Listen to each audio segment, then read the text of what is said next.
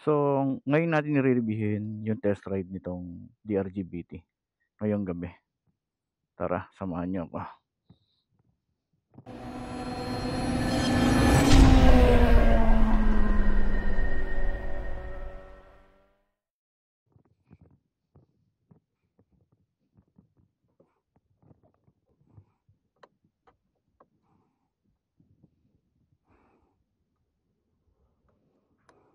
Naka-kill switch siya. Okay. Go.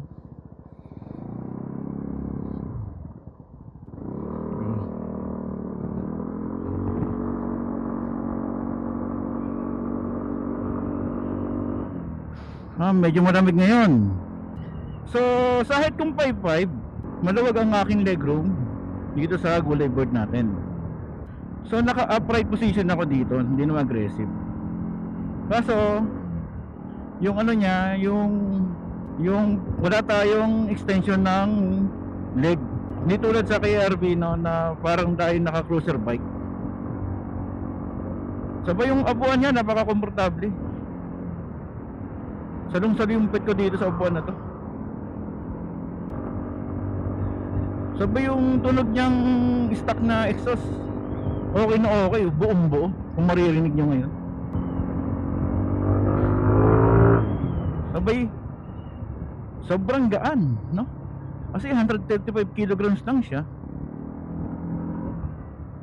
Napaka easy i-handle dito kasi nga sobrang gaan. Ay, naka TCS on pa pala tayo. Patayin ko nga.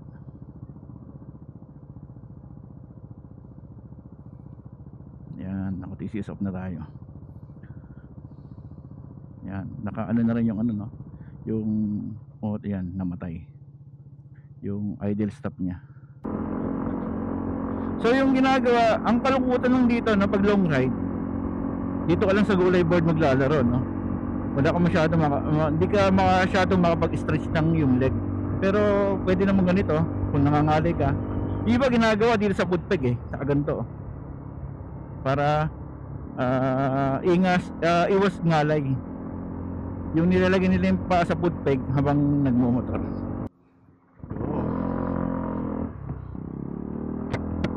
Yung panel niya no, kahit napaka ano sa akin, okay na okay.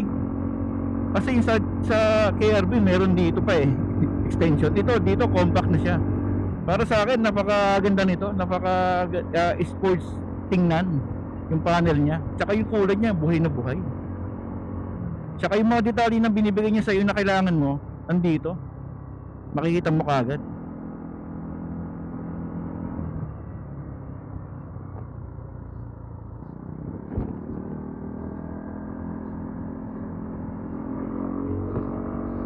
So try natin yung 0 to 100 dito. Alam ko mag-aano to mag-i-stop to dito. Pupulayin dito Ay hindi. Try natin bumakbak dito. Kung makaka-top speed tayo.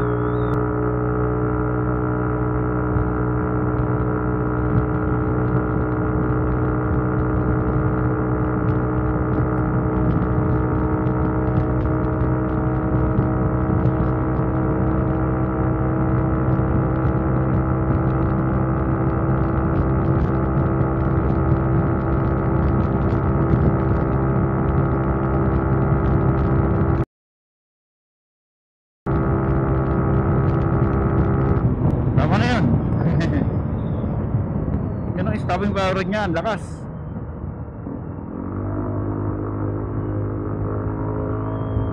May sumisipol sa aking helmet.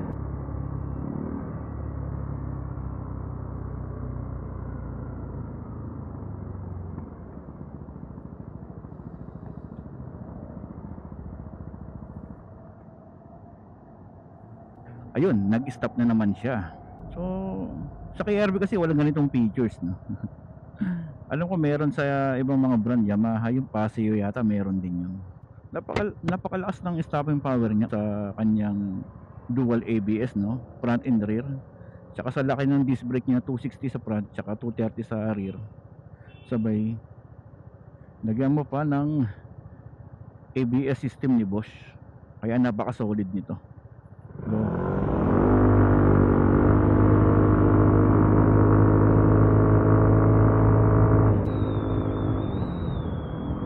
So yung power niya malakas sa 158 o 160cc category, malakas to.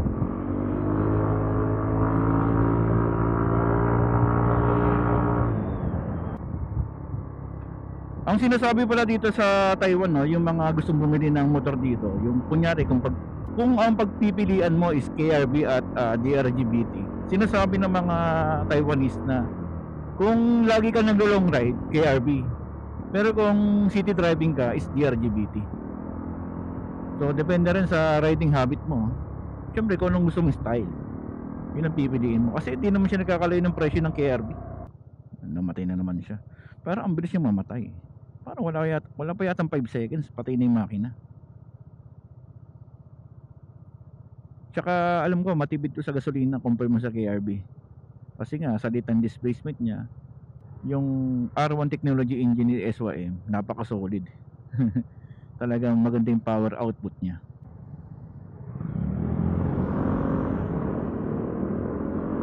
Sarap nito dalhin, no?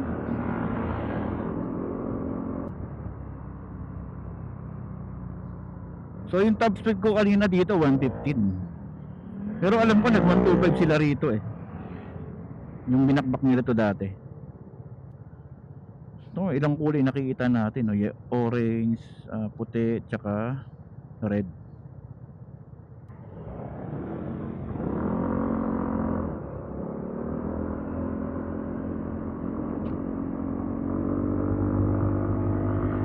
So may hinto na naman tayo. Hindi ko na kung makabakbak dito tayo dito, no? Na-try na rin namin to sa uphill. Doon lang pumunta kami na bundok, so walang problema. Okay, go tayo. Kasi mostly ng mga rides dito sa Taiwan uphill. Mga bundok, zigzag.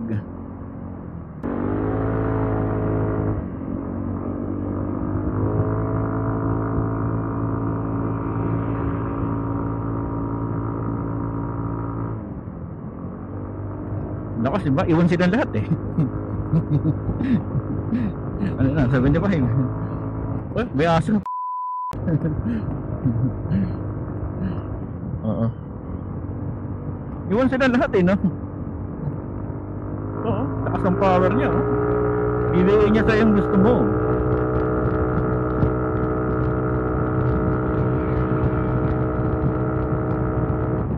Parang KC100 din tong DRGBT niya.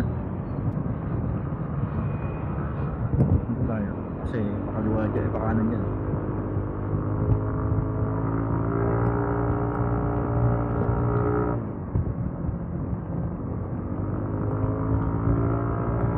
Ang solid yung tunog ng tambukotso nitong DRGBT na to.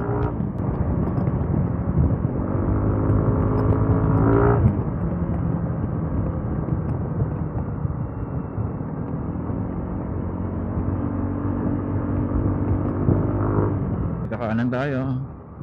Ang ano lang dito, nagtataka ko dito, no? Pag nag signal light ka, ang tinuturo niya pa rin left and right. So di mo alam kung signal light mo eh, no? Para ka naka-hazard, no? Sa KRB kasi pag nag-turn left ka, yung left signal light lang yung ilaw. Dalawang green yung umiilaw, pag nag-turn right ka. So para ka naka-hazard, no? Hindi mo alam kung naka-turn right ka o naka-turn left. Tsaka ito, gusto ko nung gantong upgrade sa KRB ko. Yung sa Roma GT, nirelease nila, nakaganto na rin.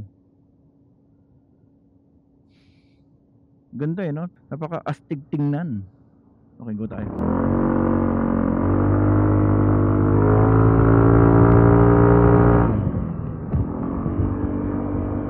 Parang sa KRB kasi pwede kang parang mag-attack position. Dito talagang upright ka. Kasi nga siguro yung ano niya, no, yung length niya medyo hindi ganun kahaba. Kasi ito yung puwet ko dito na, sagad na eh.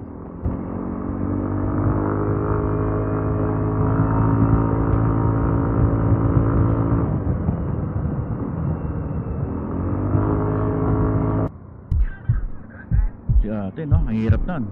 Kaya dito, ingat kayo pag ano, pag mga driver na ganun, lalo na pag matanda. Sabi rin sa akin ng kasama kong Taiwanese dito, pag may mga kita kang mga driver na matatanda, ingat ka. Kasi yun usually nagkukos ng mga accident. Sa cornering guys, walang problema to kasi nga magaan siya, tsaka meron pa siyang center of gravity. Kaya madaling i-handle to kasi stable siya. So pinaka maxi stars ka pa, kabit na kabit yung gulong mo.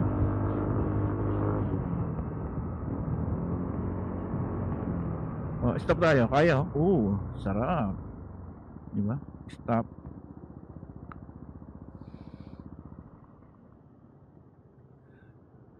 So usually naman ang ginagamit nating brake is front. Dapat front kasi mas short distance to pag nag-brake tayo. Compare sa rear brake. Pero mas maganda alala yung rear o pagsabahin natin para short distance yung makikreate nating braking stop o braking distance.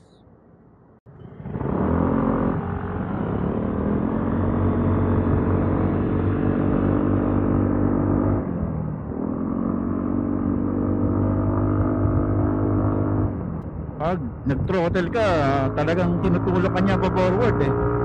Huh?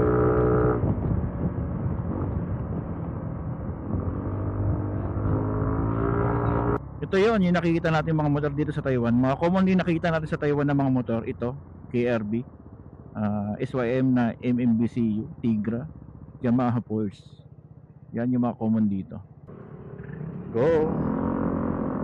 Nasanay ka sa KRB na 140 plus yung kanyang timbang, ito 135. Then may power pa, sabay compact din sa technology, ABS, TCS, idle stop, may kill switch din ng kickstand. Saan ka pa, busog na busog. Pero yung suspension nya guys, no, ganun din pala, medyo matigas din. Yung na-try ko nakaraan eh, para akong lilipat eh, iupak eh. 100 yung ano ko, yung takbo ko, sabay ang daming ano, manhole, no, yung mga tapal-tapal. Para akong lilipad eh. Ano mga gandong bangkingan, no, di ba? Oh, easy. Sa mga kabataan na Taiwanese, ito yung nakikita kong motor nila. Yung mga laging angkas na babae. Ito yung motor nila. So dito pwede tayo mag 0 to 100. Go.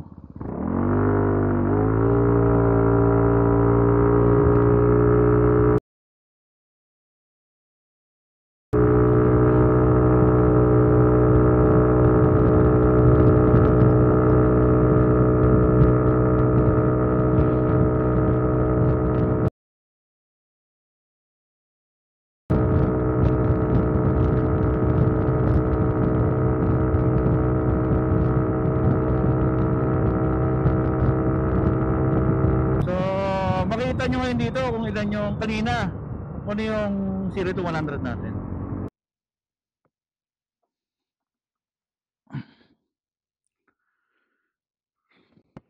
So itong ating DRGBT, so ito yung headlight nya, nakalimutan ko sabihin sa vlog, no? Headlight nya, ito yung DLR. Tingnan natin mag high beam. Dalawang ano na, apat na mata na. Okay, tsaka yung naked handlebar nya na napakaganda. So ano bang downside ng motor na to para sa akin? Ang downside nya, syempre hindi kasya dito yung full face helmet. Mababa yung pocket natin dito. At wala tayong extension like sa KRB, yung parang cruiser type. Pero di naman big factor yun sa motor nito, pero napaka-compact nito, napakatindi nito sa features, technology, performance. Kaya kalaban ng KRB to eh. Siguro hanggang dito na lang guys sa aking video, tatapusin ko na. Kung meron man ako hindi nasabi, paki-comment na lang. Pa-like na rin, o mag-comment kayo dito sa aking YouTube channel. Pa-subscribe na rin. So, bye-bye. Adios.